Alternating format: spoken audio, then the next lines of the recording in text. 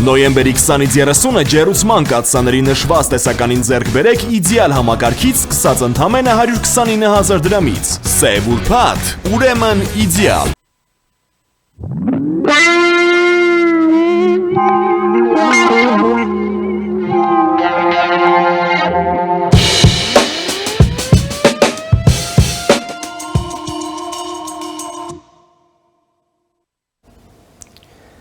Շարունակում ենք մեր թողարկումը, առաջին լրատվականի եթերում կրկին Մեհրաբյան օնլայնն է, ես Ռուբեն Մեհրաբյանն եմ։ Վերջին օրերին մի շարք ապատեղեկատվական նյութեր են շրջանառվել մամուլում եւ նաեւ արտատպվել հայկական որոշ այսպես կոչված լրատվամիջոցների կողմից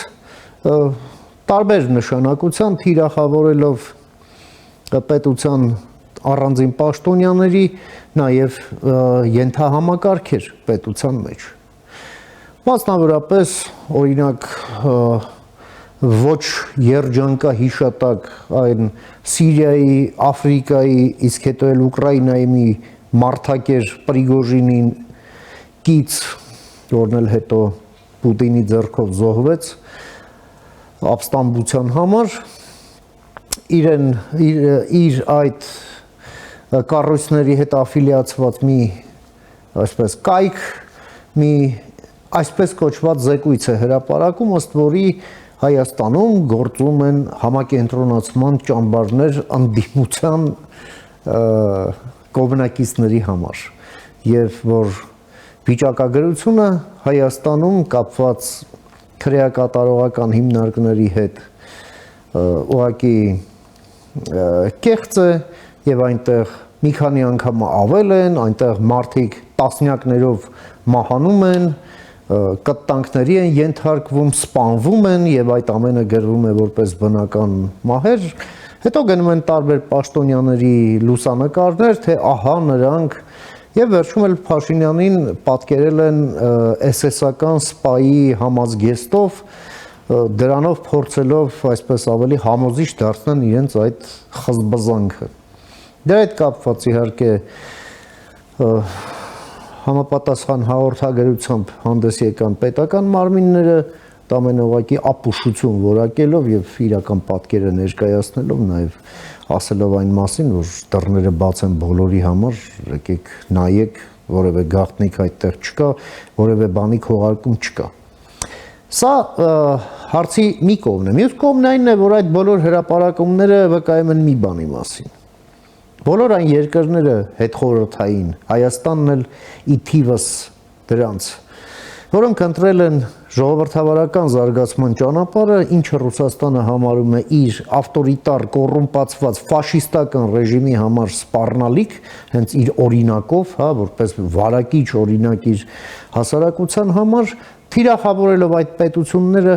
առաջին հերթին թիրախավորում է ժողովրդավարությունը, վարկաբեկում է ժողովրդավարությունը, որովհետև լավ են հասկանում ժողովրդավարությունը ուժ է։ Ուզում ես թուլացնել պետությունը հարվածիր ժողովրդավարությանը եւ պետությունը ինքնին կթուլանա։ Իհարկե այս ամենը հերքելը շատ կարևոր է, բայց միայն հերքումով չէ, որ մենք պետք է դիմակայունություն ապահովենք մեր պետության եւ մեր հասարակության համար, պետք են քաղաքական քայլեր այս ամենի դեմն առնելու համար, ապահովագրելու համար նման ներգործություններից եւ հասարակության հետ աշխատելը այստեղ շատ կարեւոր է։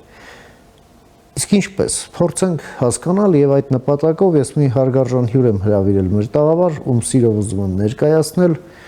Մեր հյուրն է պրոֆեսոր ռեժիսոր Ռուբեն Բաբայանը, բարով եք եկել պարոն Բաբայան, ուրախ եմ ձեզ նորից տեսնել, շնորհակալ եմ հրավերս ընդունելու համար։ Ես եմ շնորհակալ հրավերի համար։ Պարոն Բաբայան, դուք ակտիվ քաղաքացիական դիրքորոշմամբ մարդ լինելով այս ամենին ոնց որ առնչվում եք հենց առաջին ձեռքից, բայց ունեք նաև ձեր ուրույն, ասենք, ընկալումները եւ սրա հետ անելիքի մասին պատկերացումները մեր ժողովրդավարությունը թիրախավորված է եւ ըստ էության թե Ռուսաստանը, թե Ռուսաստանի շահերը սպասարկող խմբերը Հայաստանում անում են նույն բանը։ Թիրախավորում են ժողովրդավարությունը։ Ինչ անենք դրա հետ, հանեցեք։ Շնորհակալություն։ Այդ ձեր թվարկած ուրեմն համակենտրոնացման ճամբար եւ այլն բաներից ես անկեղծ ասած սկզբից զարմացա ինչու չկան գազի խցիկներ, բայց հետո հասկացա ինչու չկա, որովհետեւ գազը մենք գնում ենք Ռուսաստանից եւ ուրեմն դա այդքան էլ ճիշտ չէր հասկացվում, եթե մենք գազը գնենք, ասենք թե Ֆրանսիայից կամ Ֆինլանդիայից, հաստատ ուրեմն այստեղ գազի խցիկներ էլ կհայտնաբերվեին եւ կլինեին։ Երեք կարծեմ դուք շատ ճիշտ նշեցիք, ինչպես կարող է հաստատվել ավտոկրատիկ համակարգը, հա, բռնապետական ռեժիմը։ Միայն մի բանով,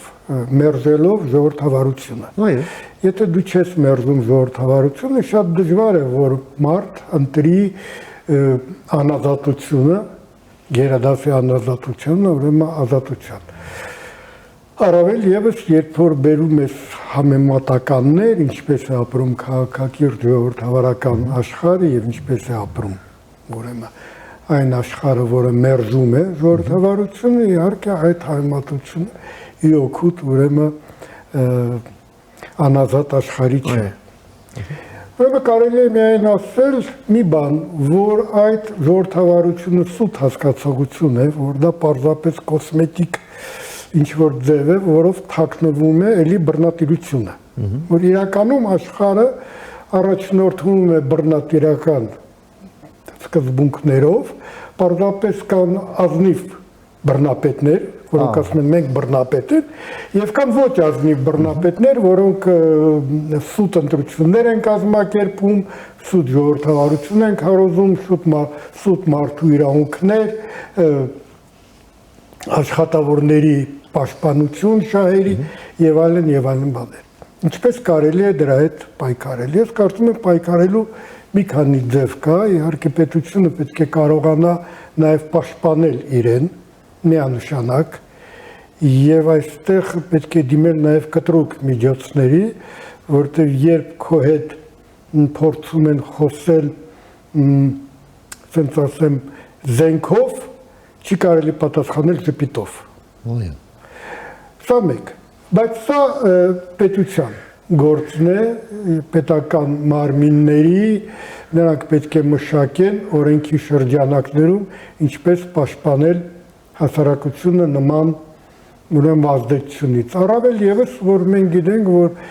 մի շարք եվրոպական երկրներում ամենազարգացած արդեն շատ կոնկրետ ծրագրեր են իրականացվում եւ փակվում են ուրեմն օտար պետության շահերը սպասարկող ալիքներ եւ խնդիր է դրվում ֆեյքերի դեմ պայքարել, բայց ես կարծում եմ, որ այդ բոլոր միջոցները այդքան էլ արդյունավետ չեն լինի, եթե ինքը հասարակությունը իր մեջ ուժ չգտնի տարբերել որտեղ է ճշմարտությունից, որտեղ սուտը։ Իսկ ինչպես կարելի է դա տարբերել։ Կարծում եմ միայն կրթության շնորհիվ, մտածելու շնորհիվ։ Երբ դու ոչ թե քո կարծիքը դեպավորում ես ելնելով նրանից թե ում ես դու սիրում կամ ում դու չես սիրում, դա շատ էմոցիոնալ եւ զգայական հարց է։ Այլ պարզապես բերելով, համեմատելով փաստերը, հասկանալով, որ երբ են քեզ ուզում պարզապես օգտագործել, իսկ երբ քեզ պարզապես տալիս են ինֆորմացիա։ Նայեք, վերջերս շատ է խոսվում լրագրողական դաշտի մասին, հա? Բողոքներ եւ այլն բաներ։ Ես մասնագետ չեմ դրա, բայց իմ համար շատ ասենց ասեմ, շատ կոնկրետ կա տարբերություն քարոզչության ու լրագրության միջև։ Ով է քարոզիչը եւ ով է լրագրողը։ Ես դա ձևակերպում եմ մեկ նախադասությամբ, անկեղծ ասած։ քարոզիչը ասում է ամեն ինչ կարելի է, լրագրողը ասում է ամեն ինչ չէ որ կարելի է։ Այո։ Սա այն սահմանն է։ Հանուն նպատակի ամեն ինչ կարելի է։ Հանուն ամենալավ նպատակի ամեն ինչ չէ որ կարելի է։ Նպատակն արդարացնում է միջոցները, թե ոչ։ Գիտեք, այդ նախադասությունը իրականում կիսատ է օգտագործվում։ Իրականում այն հնչում է հետևյալ ձևով. նպատակը արդարացնում է միջոցները, եթե նպատակը հոգու փրկությունն է։ Այո։ Եվ եթե հոգու փրկությունն է, սա արդեն նշանակում է, որ դու բոլոր ուզած միջոցների չես կարող դիմել, որովհետև դրանով դու վնաս ես հասցնում քո հոգուն առաջին հերթին։ Պետք է մտածել, պետք է համեմատել, պետք է տարբեր տեղերից ինֆորմացիա ստանալ, պետք է տրամաբանորեն մտածել, պետք է հասկանալ, թե ում է դա ձեռնտու, ում է դա պետք։ Եթե կարելի է օրինակ բերեմ, հա, վերջերս շատ մեծ աղմուկ հանած ռուս հայտնի լրագրող Վենեդիկտովի այցը Հայաստան։ Այո։ Գիտեք, մի քանի անգամ ասել եմ, նաև ձեր մոտ եմ կարծեմ ասել, որ հասարակության օրենքները եւ թատրոնի օրենքները մոտավորապես նույնն են։ Ինչպես կարելի է առաջ բերել այն թեզը ու այն գաղափարը, որ դու ուզում ես առաջ բերել, քան քեզ հանձնարարված է առաջ բերել։ Առաջինը պետք է վաստակել վստահություն լսարանի մոտ։ Վստահություն վաստակելու երկու ձև կա։ Առաջինը դու ներկայացնում ես օբյեկտիվ պատկերը անցյալի եւ ներկայի։ Կոնկրետ Վենեդիկտովը խոսում էր, որ Ռուսաստանի համար Ղարաբաղը շատ մանր հարց էր, նա պատրաստվում էր պատերազմի Ուկրաինայում եւ դրա համար պետք է ստեղծել որոշակի հարաբերություններ իր թիկունքում Թուրքիայի հետ։ Շատ տրամաբանական է եւ կարծում սրա դեմ ոչ ոք սրա հետ ոչ ոք չի վիճում, առավել եւս որ ստապ բոլոր մարդիկ հասկանում են, որ դա է։ Սա տրամաբանական ճիշտ վստահություն ներշնչող թեզ է։ Հետո գալիս է մյուս թեզը, էմոցիոնալ։ Հայաստանը հրաշալի երկիր է, այստեղ եկեղեցիները ժողովուրդը փայլուն է, ուտելիքը համեղ են, խմիչքը ընտիր է, սա էմոցիոնալ դաշտն է։ Եվ այս երկու դաշտերը երբ որ գնում են, արդեն վստահություն ներշնչում։ Եվ ունենալով այդ վստահությունը լսարանի կողմից, ես բերում եմ առաջ մի կարևոր թեզ. Ռուսաստանը կվերադառնա, Ղարաբաղի հարցը փակված չէ։ Ինչպես Ղարաբաղի հարցը փակված չէ Ռուսաստանի համար, ինչպես է Ռուսաստանը պատրաստվում վերադառնալ ռեսուրսների, ինչպես է բաժանելու եւ այլն, այս թեմայով կարելի է շատ երկար խոսել ու միշտ ասել, որ մենք ուզում էինք դա անել, բայց դա չստացվեց։ Ամենակարևորը կոնֆլիկտն ավարտված չի։ Այո, եւ ուրեմն ինչ է ստացվում, անցյալին մենք տալիս ենք օբյեկտիվ գնահատական, իսկ արդեն ապագայի համար մենք քարոզչական թեզ ենք առաջ նետում, այլ ոչ թե իրական։ Սա թատերական պրիոմ է, կներեք։ Վստահություն վայելել, ընդ որում մերժել շատ նարատիվներ, որոնք առաջ են բերում անդիմախոսները, անցյալի տեսակետից, հա, ասելով, որ եղբայր ջան, կապ չունի, դա Փաշինյանն ա եղել, Սարգսյանն ա եղել, Քոչարյանն ա եղել, Ռուսաստանը այդ ժամանակ պետք է այդպես գործեր, որտեղ առաջ կար Ուկրաինան։ Այսպիսով ես ինձ չեմ վերագրում ընդդիմադիր դաշտին, ես ինձ ավելի շատ իշխանական տեսակետին եմ մոտիկացնում։ Սա վստահություն վայելելու խնդիր է եւ էմոցիոնալ եւ հետո առաջ բերել այդ ձեր ասած ավանտյուրիստական թեզը եւ շոշափել թե ինչքանով է նա տալիս ուրեմն ինչքանով այդ սերմերը ուրեմն կարողանում են հողի մեջ գտնել իրենց տեղը մտածել վերլուծել նաև վերլուծել, թե այդ, ասենք թե գործիչը ինչ հեղինակություն ուներ առաջներում, հասկանալ, որ հատուկ ծառայությունները բոլոր երկրներում, առավել ևս Ռուսաստանում,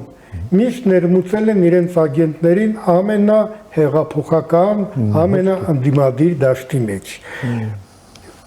Այստեղ գաղտնիք չկա, դա գալիս էր դեռ ցարական Ռուսաստանից, բոլշևիկների ֆրակցիայի ղեկավար Մալինովսկին պետական դումայում ախրանքայի ագենտ էր։ Այո։ Եվ բազմաթիվ նման մարդիկ, ինչպես է Լենինը եկել հասել, հա, գերմանական այդ ոչ մի բան չի փոխվել իրականում։ Մեթոդները մնում են նույնը։ Ուրեմն ինչ է պետք անել, պարզապես պետք է մտածել, պարզապես պետք է մի քիչ ուսումնասիրել պատմությունը։ Նայեք, էլի տարբեր սխալ տերմիններ։ Հա մենք հաճախակի լսում ենք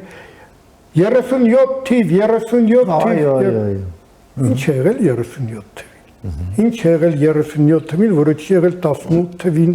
որը չի եղել 20 թվականին, 25 թվականին սովետական միությունում։ 37 թվին եղել է միայն մի բան։ Հրեշը սկսել է ուտել իր զավակներին։ Եվ դրա համար 37 թիվը գրանցվեց որպես ուրեմն մեծ տերորի։ Իրականում մեծ տերորը սկսվեց 18 թվականին եւ նա պաշտոնապես էլ կոչվում էր կարմիր տերոր։ Այո։ Առանց դատի դատաստանի մարդկանց գնդակարել։ Այդ իրավունքը պաշտոնապես տրված է։ Եվ մենք հաճախակի օգտագործում ենք բարեր տերմիններ, առանց հասկանալու իրենց իմաստը։ Ես կարծում եմ հանրության համար եւ իմ համար շատ ավելի կարեւոր է հասարակությունը, անկեղծ ասած, քան քաղաքական ուժերը, որտեղ բոլոր դեպքերում գիտակից ինքնուրույն մտածող հասարակությունը կարող է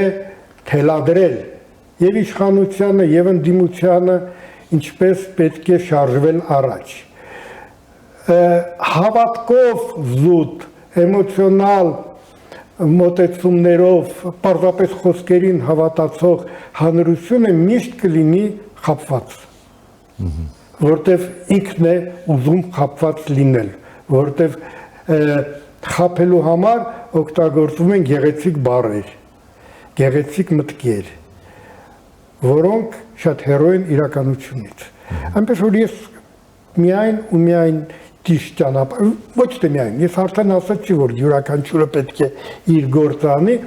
բայց կարծում եմ հանրության համար մտածելը ամենակարևոր գործիքն է։ Առանց մտածելու որևէ բան երբեք չի լինի։ Եվ եւս մի բան ասեմ, որտեղ կարծում եմ սա էլ է շատ կարևոր։ Պետք չի վախենալ։ Ուղեղը անջատում է վախը։ Եվ հաճախակի երբ փորձում են այնպես անել, որ մենք չմտածենք, մեզ պարզապես վախեցնում են։ Վախեցնել կարելի ամեն ինչով, հա։ Վաղը թուրքը կմտնի քո տուն, վաղը այն բաները կատարվի, վերջ։ Դու վախեցար եւ քեզ արդեն կարելի է հрамցնել ինչ ուզես։ Պետք չի վախենալ։ Եվ պետք չի հավատալ բոլորին, պետք է սթափ գնահատել։ Մենք համարում ենք, որ աշխարհը բաժանվում է կամ սիրում եմ կամ ատում եմ։ Այդ երկու ուժեղ էմոցիոնալ զգացմունքներ իրականում անջատում են տրամաբանությունը։ Ոչ սիրել է պետք, ոչ էլ ատել է պետք։ Պետք է տրամաբանել, պետք է սթափ գնահատել։ Հասկանալ քո շահը որտեղ է, քո երկրի շահը, քո ժողովրդի շահը։ Պարոն Բաբայան, փաստորեն մենք տեսնում ենք, որ հենց գալով բախեցնելով, այսինքն ձեր ասածից, որ մենք ասում ենք, թիրախավորում է ժողովրդավարությունը, նաև ինչպես է դա արվում։ Այսպես ներմուծվում է անվստահություն, անորոշություն եւ վախ անորոշության առաջ, որն էլ արգելակում է միտքը, այն ինչ որ դուք եք ասում, եւ մտածելով է, որ այդ ամենը հնարավոր է հաղթահարել եւ որոշակիություն էլ մտցնել, նաեւ վստահություն ձեռք բերել, Այդպես չէ։ Նայեք, կան բնական աղետներ, հա, ասենք թե կարկուտ։ Ինչպես էին առաջ գյուղացիները պայքարում կարկուտի դեմ, նրանք աղոթում էին։ Հետո հասկացան, որ կան պաշտպանական ձևեր։ Կարելի է շարունակել աղոթել։ Բայց նրանք ովքեր ինչ-որ ցանցեր են բանանում, բերում են թնդանոթներ են դնում, հա, այսպես ասած, այդ ամպերը, կարկուտային ամպերը ցրելու համար։ Ցանցեր են կապում։ Այո։ Նրանք կարծես թե ավելի շատ են շահում, քան նրանք, որոնք ովքեր միայն աղոթում էին։ Գուցե մի քիչ պարզունակ բան է, հա, հայմատություն է, բայց եկեք մտածենք, ինչպես պետք է պաշտպանվել, արդյոք աղոթքով, հավատքով ես նկատի ունեմ անպայման Աստծո հանդեպ, ինչ-որ մեկի հանդեպ, ինչ-որ մի երկրի հանդեպ կամ ինչ-որ մի գործի, թե կոնկրետ գործողություններ ձեռնարկելով, որոնք ուժեղացնում են քո պաշտպանությունը, որոնք կտան քեզ հնարավորություն մտածել ինչպես փրկել այդ բերք, ինչպես մյուս տարի նորից կարողանալ, այլ ոչ թե ամեն տարի հայտարարել, դե այս տարի մեր բախտ էլի չբերեց։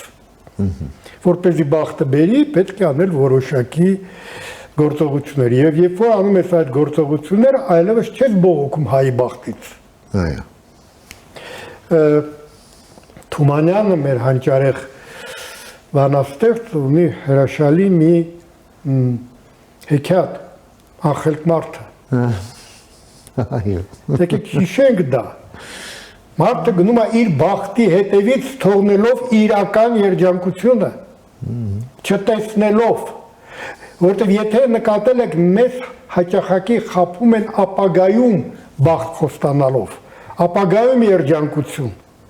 այլ ոչ թե ներկայում։ Իսկ եթե մենք այսօր չտեսնենք ներկայի ճիշտ քայլերը, ապագայում ոչ մի բան չի լինի։ Ապագան հիմա է։ Ապագան հիմա է։ Իրականում ապագան միշտ հիմա է։ Ոչ ոք չի կարող ասել ինչ է լինելու 5 տարուց հետո, ինչ է լինելու 10 տարուց հետո։ 80 երևի 2 կամ 3 թվականին ոչ ոք չէր մտածում, որ չանցած 10 տարի սովետական միությունը այլևս չի լինի։ Իհարկե։ Ուրեմն եկեք պարզապես փորձենք կառուցել մեր երկիրը այսօր, իսկ երկիրը կարելի է կառուցել միայն հաշվի առնելով մարդկանց պահանջները, այսօր ապրող մարդկանց պահանջները։ Որտեւ եթե դու խոսում ես, որ այսօր ապրող մարդը կարևոր չի, այ կարևոր են իր սերունդները կփախչեն, որտեվ կտեսնեն, որ հայրերը ու պապիկներ, տատիկները լավ չեն ապրում։ Եվ կհասկանան, որ այս երկիրը պարզապես չի կարողանում ապահովել ոչ մեկի համար արժանապատիվ կյանք։ Շնորհակալ եմ, պարոն Բաբայան։ Ես շատ կարևոր դիտարկումների եւ գնահատականների համար, որ կիսեցիք մեր հեռուստադիտողների հետ եւ ժամանակ հատկացրեցիք մեր եթերին, միշտ որ հանդիպում, ամենայն բարիք։ Շնորհակալություն։ Մենք լսեցինք մեր գործընկեր պրոֆեսոր ռեժիսոր Ռուբեն Բաբայանին, լսեցինք իր դիտարկումները կապված մեր ժողովրդավարության արժեքի, ժողովրդավարության թիրախավորման պատճառների, նաև մեր անելիքների հետ այս ամենին դիմագրավելու համար։ Կարճ դադարից հետո կվերադառնանք, մնացեք առաջին լրատվականի հետ։